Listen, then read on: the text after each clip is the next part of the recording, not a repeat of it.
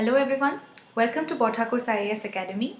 I'm your friend Atrey and today we will be doing the Assam Tribune News Analysis. Dated 23rd December 2020. Please like and share this video and don't forget to subscribe to our channel.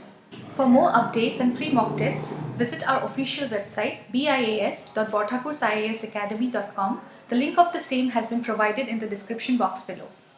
तो चलिए देख लेते हैं आज का first news क्या है। Front page पे दो बड़े ही इंपॉर्टेंट और इंटरेस्टिंग न्यूज़ दिखाई दे रहे हैं।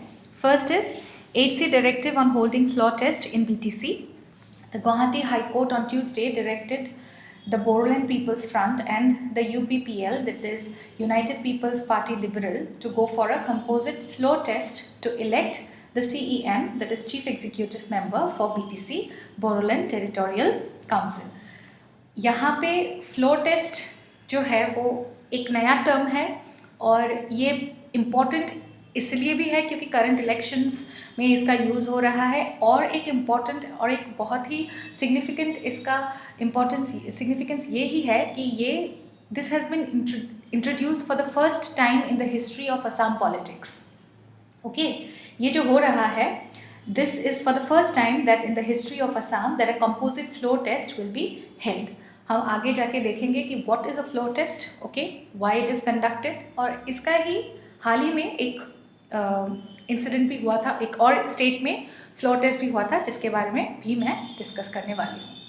ठीक है, so moving ahead, what is a floor test और a trust vote. Okay, prelims के पॉइंट ऑफ व्यू से भी ये इम्पॉर्टेंट है ये जानने में कि फ्लोर टेस्ट आखिर होता क्या है, क्यों होता है, और मेंस में भी इसका सिग्निफिकेंस और ये जो प्रोसीजर है वो इम्पॉर्टेंट है आंसर राइटिंग के लिए.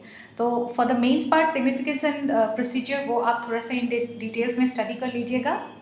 लेकिन what is a floor test for the prelims from prelims perspective? A floor test is a constitutional mechanism that is used to determine if the incumbent government or the current government, incumbent का मतलब current government, enjoys the support of the legislature. Legislature के support उनको मिल रहा है, current government enjoy कर रहा है कि नहीं, उनको मिल रहा है कि नहीं, ये determine करने के लिए कभी कभी एक floor test किया जाता है. Recent context में ये पहले भी आ चुका है for Madhya Pradesh. Okay, so Governor Lalji Tandon had to hold a floor test in the assembly session, which was I think mid-March में हुआ था. Okay, when Madhya Pradesh Chief Minister Kamal Nath, he requested Governor Lalji Tandon to hold a floor test. Okay, ये होता रहता है कभी कभी, floor test conduct होते रहते हैं और रिसेंटली मध्य प्रदेश में हुआ था और अब इस बार गुवाहाटी हाई कोर्ट ने डायरेक्ट किया है to hold a floor test in case of BTC. ये पहली बार असम के हिस्ट्री में, असम के पॉलिटिक्स में हो रहा है. तो अभी के लिए तो इम्पॉर्टेंट है ही, for future also this could be asked कि पहले टाइम जो हुआ था वो कब हुआ था, क्यों हुआ था, तो ये थोड़ा सा आप ध्यान में रखिएगा. और फ्लोर टेस्ट क्या है उसको आप अभी हमने समझ ही लिया, which is a constitutional mechanism used for determining the support which is enjoyed by the current government, support of the legislative which is enjoyed by the current incumbent government. The second news from the front page itself, Cabinet nod to Boro as associate official language. The State Cabinet today approved introduction of the Assam Official Language Amendment Bill to replace ordinance for the Boro language in Devanagari script as associate official language. So कहा जा रहा है कि बोरो language जो है उसको associate official language of Assam के तौर पे उसको डिक्लेयर कर दिया गया है, अपग्रेड कर दिया गया है. This is a development which has occurred after the signing of the third Boro peace accord. ठीक है, ये जो बोरो पीस एकॉर्ड है ये साइन हुआ था ऑलमोस्ट 11 months पहले between the central government, Assam government, 4 Boro rebel groups and 2 Boro organizations, and there in one of the clause it was included that Boro should be declared as the associate official language of Assam. जो script है वो है Devanagari script. Moving ahead, Trump presents Legion of Merit to Modi.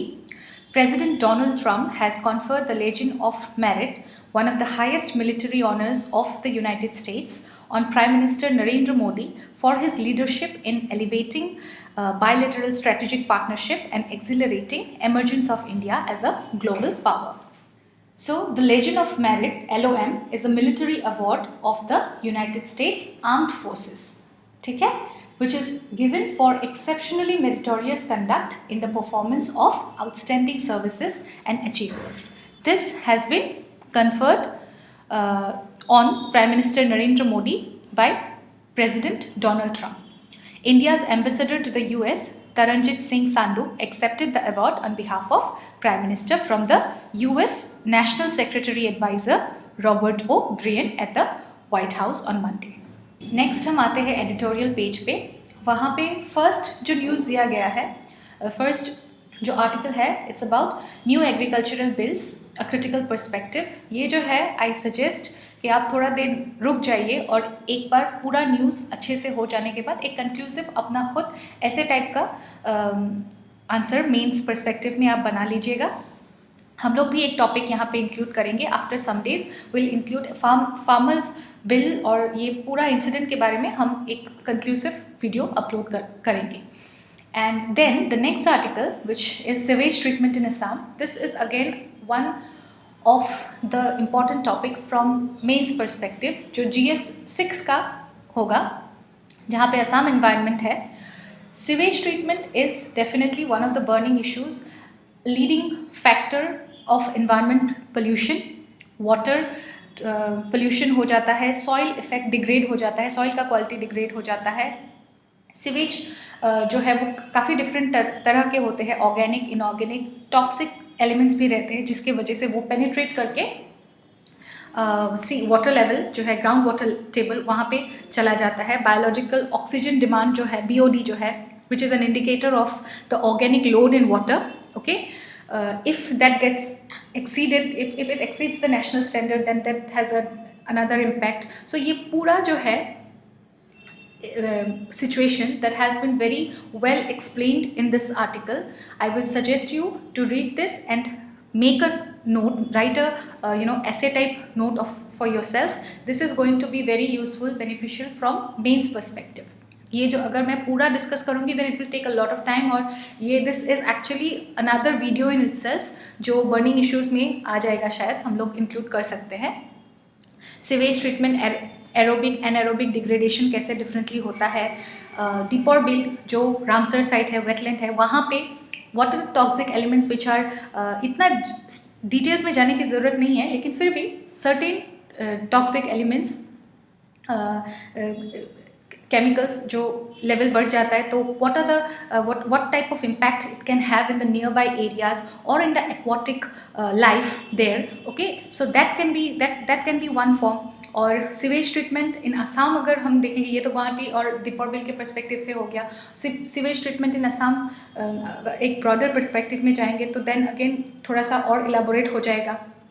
Pollution in itself जो है वो सिर्फ pollution effect नहीं कर रहा, उसके कई अंडरलाइंग कॉजेज़ भी है. सॉइल इरोशन, सॉइल डिग्रेडेशन, उसके बाद अर्बन फ्लड एक बहुत ही एक क्रिस्प टर्म है जो कि आजकल आ रहा है. सीजनल रेनफॉल के अलावा कभी कभी क्या होता है, जो सिटी एरियाज होते हैं वहाँ पे urban flood, that means small flash of rain can also lead to blockage, flood type of situation. वो क्यों होता है? Because of unplanned urbanisation. कभी ज़्यादातर सिटीज़ जो है वो प्लान्ड नहीं होती, इसके वजह से अनप्लैन्ड अर्बनाइजेशन, कहीं भी कंस्ट्रक्शंस हो जाते हैं, जिसकी वजह से ये जो अर्बन फ्लड है, ओके, जो सीजनल नहीं होता लेकिन उसका इफ़ेक्ट बहुत ज़्यादा होता है. एंड ये बहुत ट्रबल करता है हम लोगों को, हमारे नॉर्मल लाइफ को काफ़ी बुरी तरह से अफेक्ट करता है. So all this can be included. ठीक है, तो ये सारा इंक्लूड करके सीवेज ट्रीटमेंट इन असम, उसके क्या क्या पॉइंट्स है, ये अगर आप कंसाइज वे में, कंडेंस फॉर्म में अगर आप बना लोगे तो this can become a very important answer from your mains perspective, specifically for paper 5, GS paper 5. Next जो छोटा सा न्यूज़ फ्लैश हो रहा है फ्रॉम शिलोंग, मेघालय, वो है fast tags on vehicle. Vehicle owners moving along the national highway will have to pay double the toll if they do not affix fast tags on the vehicles. This has been confirmed by the project director NHAI, National Highways Authority of India. They have stated, and this will be implemented on a pan-India basis from January 1st. The user fee will be collected only through the FASTags, and vehicles without the valid FASTags, they'll have to pay double the user fee at all toll plazas in all lanes. This a statement has been released like this so far.